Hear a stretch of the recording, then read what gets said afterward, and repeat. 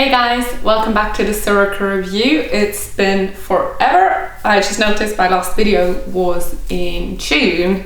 So here I am back again after another long break. And what I've got today for you is my TBR for the Irish Readathon.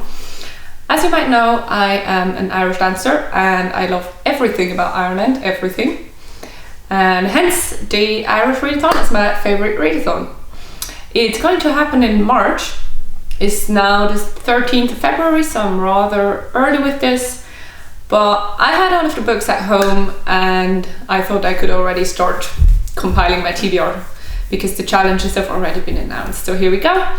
These are the books, the Irish books I'm going to be reading in March. The first challenge for the Irish Readathon is to read a book with green on the cover. And for that I have chosen The Wonder by Emma Donoghue. You might have heard about Emma Donoghue before. She has written Room, which was also made into a movie. It's this story about a young woman being held captive and being raped on a regular basis by an older man, and she gets pregnant and has her child growing up inside this enclosed space that they just call Room. And this is, I think this came out after Room, but I'm not actually sure. Yeah, it did. And I have no idea what it's about. As far as I can remember, it's something about a child getting lost or disappearing somehow, but that's really all I know. The reason I chose this for the readathon is because of the lovely green leaves that it has on the cover. And yeah, I really liked Room, so I'm excited to see how Emma Donoghue's next book is going to work out for me. The next challenge is to read an Irish award winner. I was struggling a bit with this challenge. I had just recently read both books by Sally Rooney and she was like the first who jumped into my mind. So I just don't want to reread her books right now. But then I found out that actually one of my favorite authors of all time, who is Irish, is Colm Tóibín, and he has recently won the Lifetime Achievement Award because he's written quite a few books and I've read some of them. One of them was Brooklyn, you might know that. It was made into a movie with Saoirse Ronan and that's one of my all-time favorite books ever. So I thought, why not read some Colm Tóibín? I have one of his books lying around in my house. It's been lying around here forever. It's House of Names. And I just bought it someday because it was by him, knowing absolutely nothing about it. Apparently it is another family story, which is what Colm Tóibín likes to write and also what I enjoy most about his books. The funny thing is about this that it also qualifies for challenge number 3, which is to read an LGBTQ plus book. And I'm not quite sure about how official it really is, but Colm Tóibín is most probably gay, or I have read or heard people saying this about him, or at least he's had some gay experiences in his life. I really don't know for sure, but that I know. And there do tend to be a few like homoerotic scenes sometimes in his books. I don't know whether there's any of that in this, but he does qualify as an LGBTQ plus author, so this book covers 2 challenges for me. Next challenge is to read a book with fewer than 150 pages, which is always good for a readathon because it doesn't take that long. I have chosen a play by Oscar Wilde and it's A Woman of No Importance.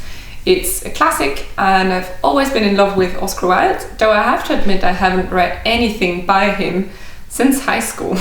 I don't know what happened. I studied English at university, but I just never got around to Oscar Wilde for some reason. And now I really feel like diving back into it.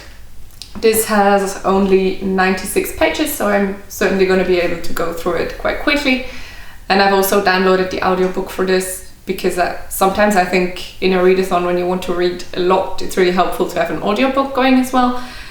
That counts toward the readathon because then when I'm driving or doing other stuff I can sometimes listen without having to read the physical book. Then we've already had the LGBTQ plus challenge. The final challenge is to read a book that was released between 2018 and 2020. And I have chosen Almost Love by Louise O'Neill for this challenge, which was published in 2018.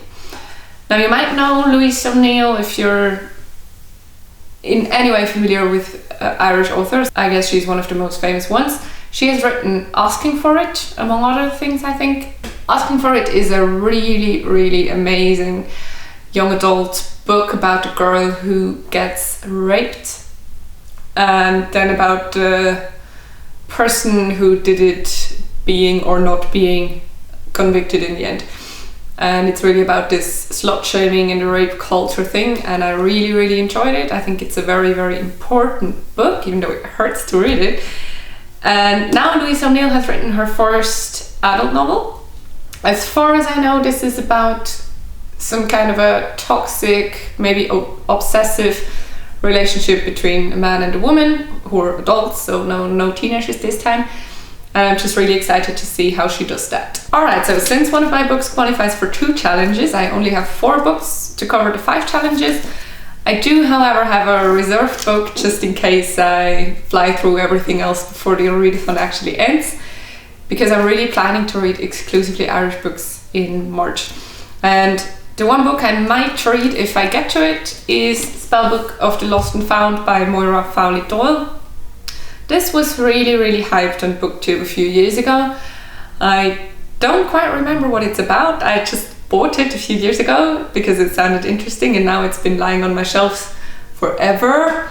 And now I just realized, oh sure, yeah, that's an Irish author as well. And yeah, I might get around to it if I'm fast enough reading all the other books in March. That was it. These are the 5 books that I want to read for the Irish Readathon. I'm really looking forward. I haven't done a readathon in ages, and I'm not making any promises, but I'm trying to film a vlog for the readathon because I really enjoy doing vlogs and I never do them, so this might be a good opportunity for me to do one again.